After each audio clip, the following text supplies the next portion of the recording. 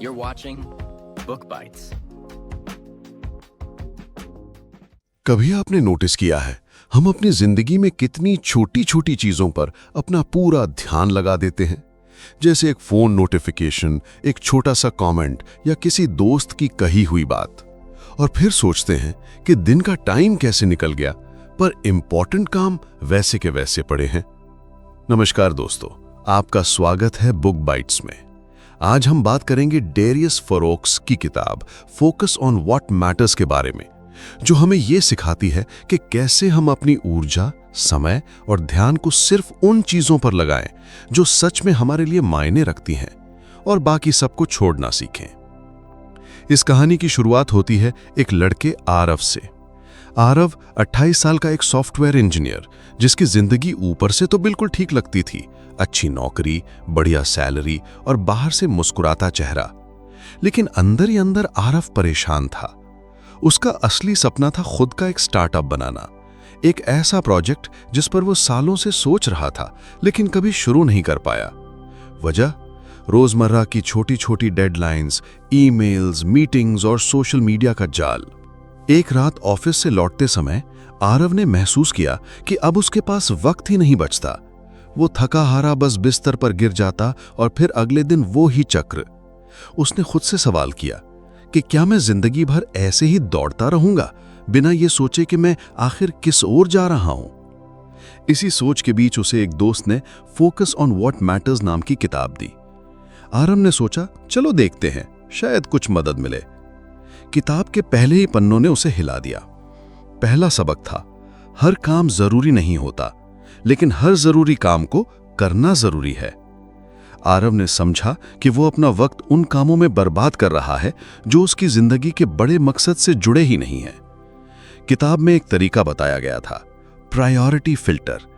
इसका मतलब था कि हर सुबह सिर्फ 3 ऐसे काम लिखो जो सीधे सीधे तुम्हारे सबसे बड़े मकसद को आगे बढ़ाएं, और दिन की शुरुआत उन्हीं से करो। पहले दिन आरव ने यह किया। उसने सुबह सुबह लैपटॉप खोला और ईमेल चेक करने की बजाय अपने स्टार्टअप आइडिया पर रिसर्च करना शुरू किया। शुरुआत में उसे अजीब लगा, जैसे बाकी सब काम पीछे छूट रहे हों, लेकिन 2 हफ्तों में ही उसे फर्क दिखने लगा। वो पहले जहां दिन के अंत में थकान और खालीपन महसूस करता था, अब उसे संतुष्टि होने लगी, क्योंकि वो अपने सपने पर छोटे छोटे कदम बढ़ा रहा था। आरव ने जब प्रायोरिटी फिल्टर का इस्तेमाल शुरू किया तो उसे लगा कि अब सब आसान हो जाएगा, लेकिन 1 हफ्ते बाद ही पुराने पैटर्न वापस आने लगे। काम का दबाव, अचानक आने वाले मैसेज और ऑफिस की मीटिंग सब मिलकर उसके फोकस को फिर से तोड़ रहे थे। यही किताब ने उसे दूसरा बड़ा सबक दिया कि डिस्ट्रैक्शन को खत्म नहीं किया जा सकता, लेकिन उसे मैनेज किया जा सकता है। इसमें एक टेक्निक बताई गई थी, टाइम बॉक्सिंग। इसका मतलब था कि अपने दिन के अलग अलग हिस्सों को खास कामों के लिए फिक्स कर दो और उस वक्त सिर्फ वो ही काम करो। आरव ने इसे अपनाने का फैसला किया। उसने सुबह 7 से 9 बजे तक का समय सिर्फ अपने स्टार्टअप आइडिया के लिए रख दिया।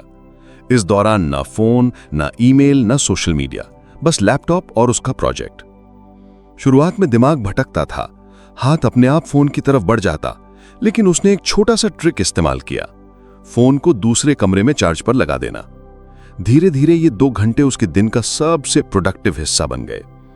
2 महीने बाद आरव ने महसूस किया कि अब उसका प्रोजेक्ट सिर्फ एक आइडिया नहीं, बल्कि एक असली प्रोटोटाइप बन चुका है। और सबसे बड़ी बात, उसे अब अपने दिन के बाकी हिस्से में भी ज्यादा ऊर्जा और कंट्रोल महसूस होने लगा। उसने समझा कि सफल लोग वो नहीं होते जो ज्यादा काम करते हैं, बल्कि वो होते हैं जो सही समय पर सही काम करते हैं। जब आरव ने अपने दिन के सबसे जरूरी काम को पहचानना शुरू किया तो उसे एक और समस्या का एहसास हुआ। वो उस काम पर लगातार फोकस नहीं रख पा रहा था। काम शुरू करते ही या तो फोन बज जाता, या किसी का मैसेज आ जाता, या फिर खुद दिमाग सोशल मीडिया की तरफ भाग जाता। यहीं से आता है अगला बड़ा सबक, distraction is the enemy of execution. हमारे दिमाग को एक बार फोकस मोड में आने में औसतन 20 मिनट लगते हैं, और अगर इस बीच रुकावट आ गई तो यह समय फिर से शून्य हो जाता है। आरव ने सबसे पहले अपने डिस्ट्रैक्शन ट्रिगर्स की पहचान की। फोन की नोटिफिकेशंस, बार बार ईमेल चेक करना और बिना प्लान के इंटरनेट पर कुछ भी देखना। उसने सीखा कि फोकस कोई टैलेंट नहीं बल्कि माहौल और आदतों का नतीजा है। बुक इसको मैनेज करने के लिए कुछ सिंपल लेकिन पावरफुल स्टेप्स बताती है। एनवायरनमेंट कंट्रोल, ऐसा माहौल बनाओ जहां डिस्ट्रैक्शन के मौके कम हों, जैसे फोन साइलेंट पर रखना या दूसरे कमरे में रखना। टाइम ब्लॉकिंग, अपने दिन के सबसे जरूरी काम के लिए एक तय स्लॉट रखना जिसमें सिर्फ वही काम होगा और कुछ नहीं। सिंगल टास्किंग, एक समय में एक ही काम। मल्टीटास्किंग एफिशिएंसी नहीं बढ़ाता बल्कि क्वालिटी गिरा देता है। आरव ने सुबह 9 से 11 बजे तक का समय सिर्फ अपने प्रोजेक्ट के लिए फिक्स कर लिया। इस दौरान वो फोन और ईमेल दोनों बंद रखता था।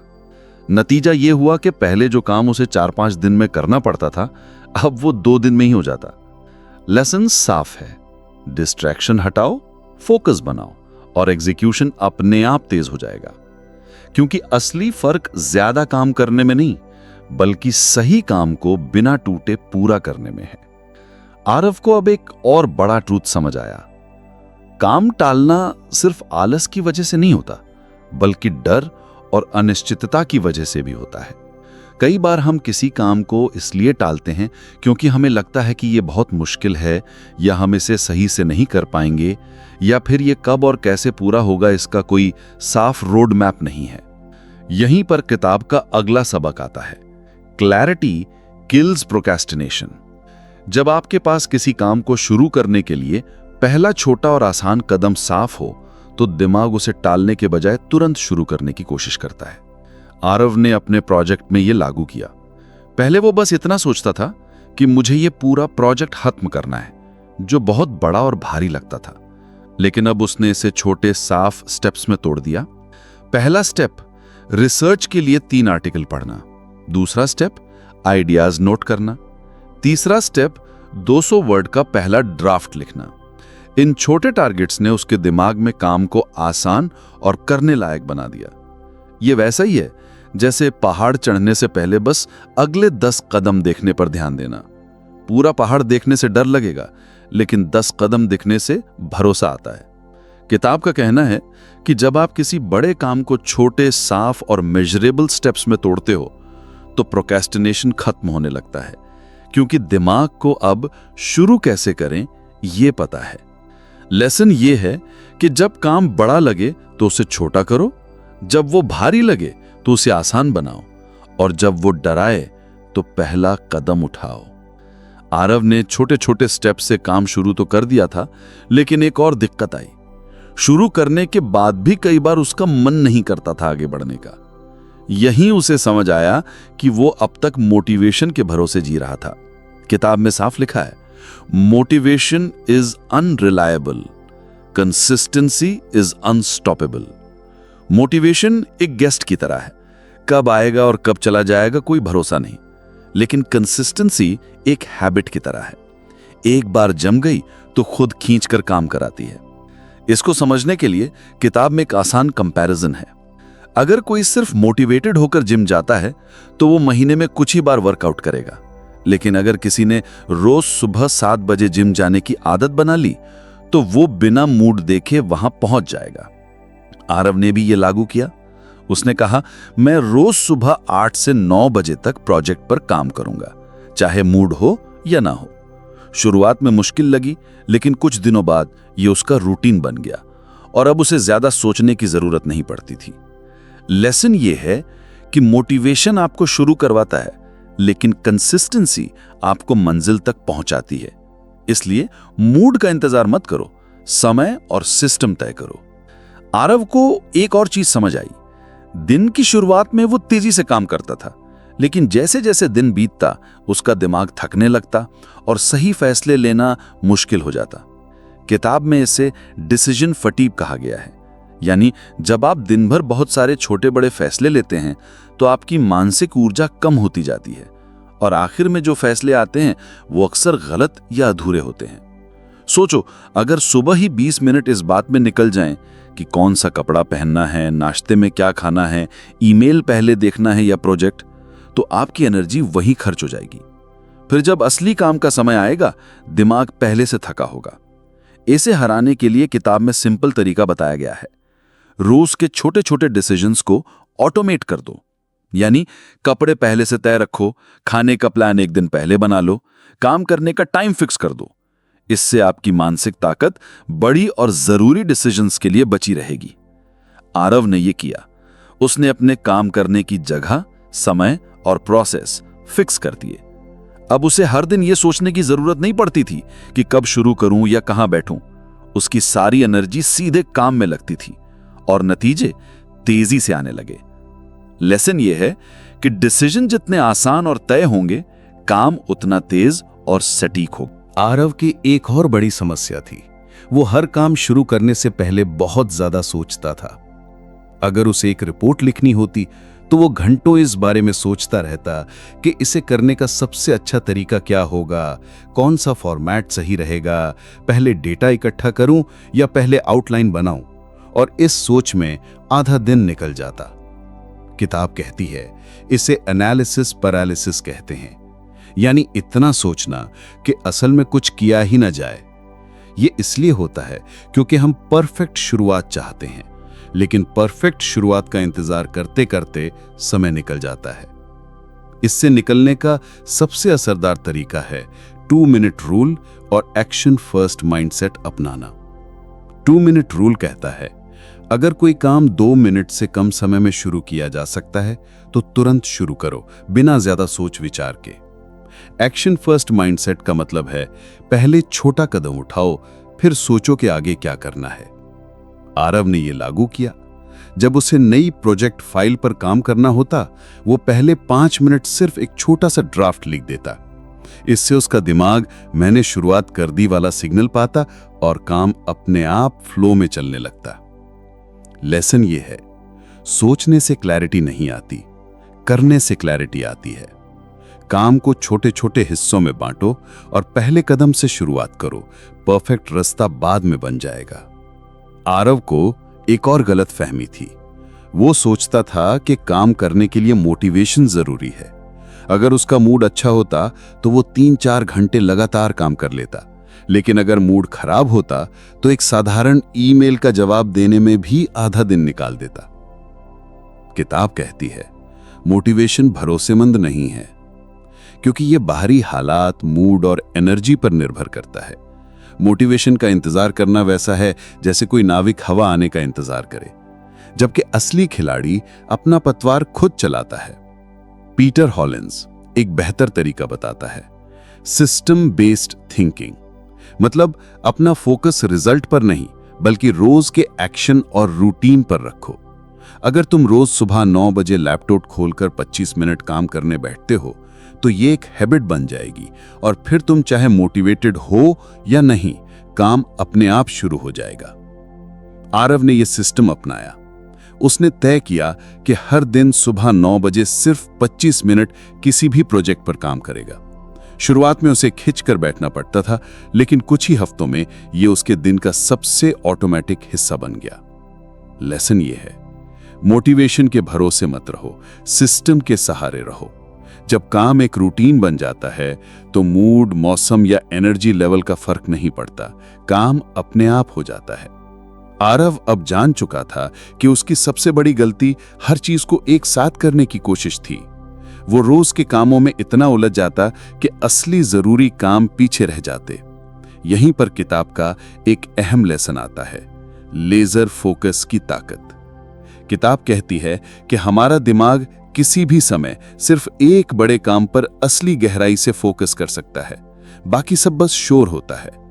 आरव ने सोचा कि अगर मैं दिन का सिर्फ एक सबसे महत्वपूर्ण काम पहचान लूं और बाकी सबको बाद में रख दूं, तो शायद मेरा प्रोडक्टिविटी और खुशी दोनों बढ़ जाएं। उसने डेली MIT यानी मोस्ट इंपॉर्टेंट टास्क का नियम अपनाया। हर सुबह वो एक कागज पर लिखता आज का सबसे बड़ा असर डालने वाला काम क्या है, और फिर कोशिश करता कि दिन का पहला और सबसे अच्छा समय उसी में लगाए। शुरुआत में मुश्किल हुआ क्योंकि फोन की नोटिफिकेशन, ईमेल और छोटी छोटी डेडलाइंस उसे खींच लेती, लेकिन आरव ने एक और रणनीति अपनाई, टाइम ब्लॉकिंग। उसने अपने कैलेंडर में सुबह 8 से 11 बजे तक का समय सिर्फ अपने MIT के लिए बुक कर लिया।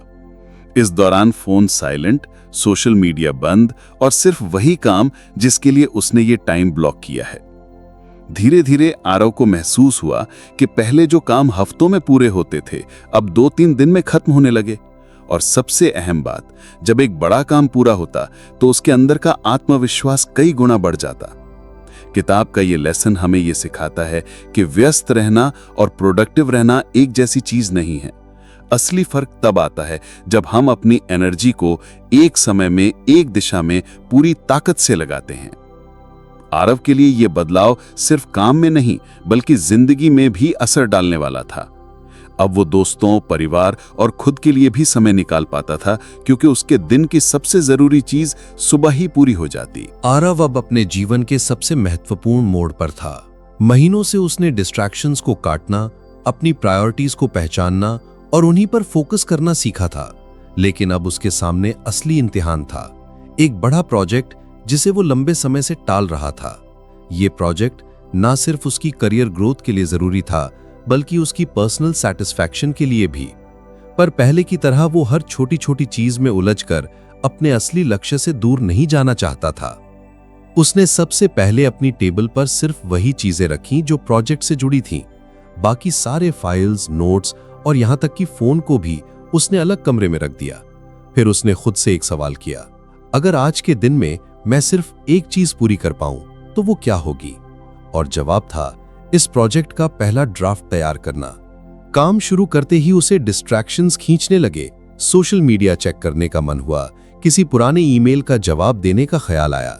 लेकिन आरव ने सीखा था कि हर बार जब दिमाग भटकता है तब असली फोकस का टेस्ट शुरू होता है। उसने गहरी सांस ली, अपने माइंड को वापस खींचा और खुद से कहा, अभी बस यही काम मायने रखता है। कुछ घंटों बाद जब पहला ड्राफ्ट पूरा हुआ, आरव को एक अलग ही संतोष महसूस हुआ। उसने महसूस किया कि फोकस सिर्फ एक स्किल नहीं बल्कि एक आदत है जिसे रोज छोटे छोटे फैसलों के जरिए मजबूत करना पड़ता है। आरव ने जब अपना प्रोजेक्ट पूरा किया और टीम के सामने प्रेजेंट किया तो सभी उसकी डिटेलिंग, क्लैरिटी और टाइम मैनेजमेंट से प्रभावित हुए। उसका मैनेजर बोला, आरव, तुमने ना सिर्फ प्रोजेक्ट पूरा किया बल्कि उसे एक नए लेवल पर ले गए हो। उस दिन आरव को समझ आया कि असली सफलता मेहनत से नहीं बल्कि सही दिशा में मेहनत करने से आती है। उसने पीछे मुड़कर सोचा कि अगर वो पहले की तरह हर छोटी छोटी चीज में उलझा रहता तो शायद ये नतीजा कभी ना आता। असल में फोकस ऑन व्हाट मैटर्स का मतलब है अपनी ऊर्जा, समय और ध्यान उन चीजों में लगाना जो आपके जीवन में सबसे बड़ा असर डालती हैं और बाकी सबको ना कहना सीखना। आरव ने यह भी महसूस किया कि फोकस सिर्फ ऑफिस के काम में नहीं बल्कि रिश्तों, हेल्थ और पर्सनल गोल्स में भी जरूरी है। अगर आप हर जगह बराबर ध्यान देने की कोशिश करेंगे तो आपका ध्यान बिखर जाएगा। लेकिन जब आप चुनते हैं कि आपके लिए सबसे महत्वपूर्ण क्या है, तभी आप असली प्रगति देखते हैं। आखिर में आरव ने खुद से एक वादा किया, वो अब से हर दिन 1 घंटे का फोकस टाइम रखेगा जिसमें सिर्फ एक जरूरी काम पर पूरी तरह ध्यान देगा। यही उसकी सबसे बड़ी जीत थी। उसने अपने ध्यान को काबू में कर लिया था, ना कि ध्यान ने उसे। तो दोस्तों, ये कहानी सिर्फ आरव की नहीं बल्कि हम सबकी है। हर दिन हम पर हजारों काम, नोटिफिकेशन और परेशानियां हमला करती हैं, लेकिन सवाल यह है कि क्या हम अपने ध्यान को बिखरने देंगे या उसे अपने असली सपनों की तरफ मोड़ेंगे। याद रखिए, जिंदगी में बदलाव लाने के लिए आपको बहुत कुछ करने की जरूरत नहीं, बस सही चीजों पर पूरी ताकत से काम करने की जरूरत है। और जैसे आरव ने किया वैसे ही आप भी तय कीजिए, आज इस पल आपके लिए सबसे महत्वपूर्ण क्या है और वहीं से शुरुआत कीजिए। क्योंकि जब आप फोकस करना सीख लेते हैं तो आप सिर्फ काम पूरे नहीं करते, आप अपनी जिंदगी को दिशा देते हैं।